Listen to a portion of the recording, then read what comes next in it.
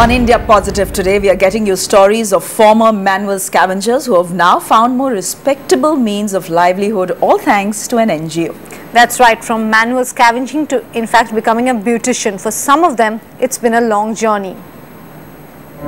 आम इंसान हमें नहीं छोड़ेगा तो कितना बुरा लगता है कि हम भी तो उन जैसे ही हैं, हम कौन से अलग हैं, वो भी हमारे जैसे इंसान हैं। वो काम जब हम करते थे तो हमारी ज़िंदगी बहुत बेकार थी। जैसे अब गर्मियों में बहुत ज़्यादा प्यास लगती है पानी की, तो ऊपर से पानी पिलाते थे वो।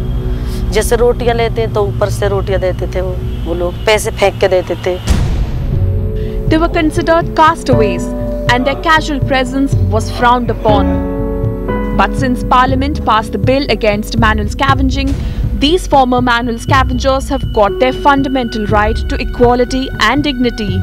And guiding them to a better future is the NGO Sulabh International. Sulabh has appointed these 7 former manual scavengers as its ombudsmen. If they have some problems, we used to sort out them earlier. Now we have given this responsibility to these women, call them ombudsmen, and these women will now decide the matter, and whatever they will decide, that will be acceptable to both management of Sulabh as well as the volunteers.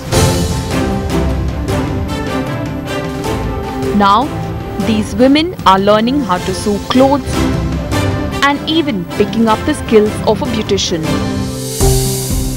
thus increasingly moving away from the age-old profession that had long imprisoned them. The passing of the bill against manual scavenging in Parliament has come across as a major milestone in eradicating this ancient practice of manual scavenging.